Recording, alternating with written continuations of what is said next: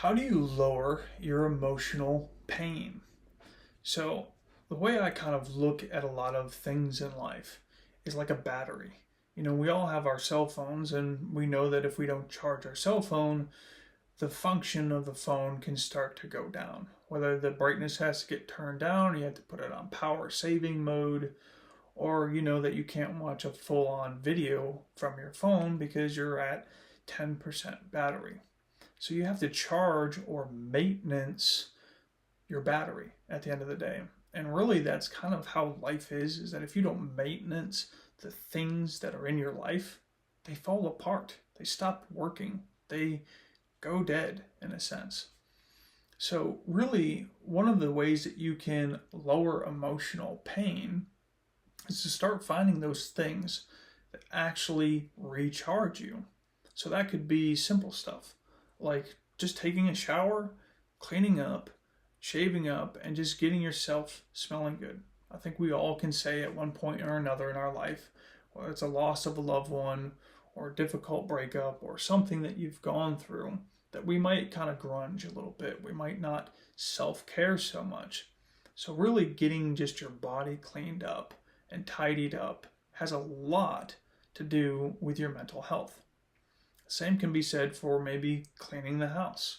Just getting the house cleaned a little bit more can really help you feel good. Treating yourself, going out to see a movie, grabbing dinner afterwards at a favorite restaurant that you might have.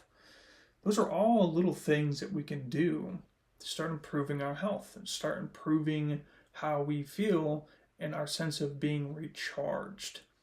So whether that be going out for a walk, getting your endorphins flowing, going and doing a workout, start looking into your personal life and say, okay, what is it that I can start doing besides smoking marijuana and escaping reality through that to just feel high? How can I start to feel better in my life in difficult times? What can you do to recharge yourself? One of the things that I absolutely love doing is reading a book. In the mornings when I get up around 4 o'clock in the morning, and I'll spend 30 minutes just reading a book every day. I enjoy it. I love, survival and, kind of adventurous type stories. And so for me, it's just a really good way to kind of get out of my own personal life and experience something else that brings me joy. At the same time, before I go to bed each night, I tend to go at least walk about a mile that night. I live in a nice area to where at nighttime it's usually a little bit cooler here, and just walking around, there's nice lights and stuff like that. It's just kind of a way to decompress, not have my screen in front of my face and all this Instagram reels and all this doom scroll stuff. And it's just a way for me to kind of reset my system before coming back home and going to bed.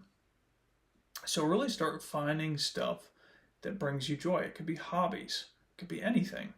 But when you start doing more of the things that bring you joy, it'll actually start to help you recover.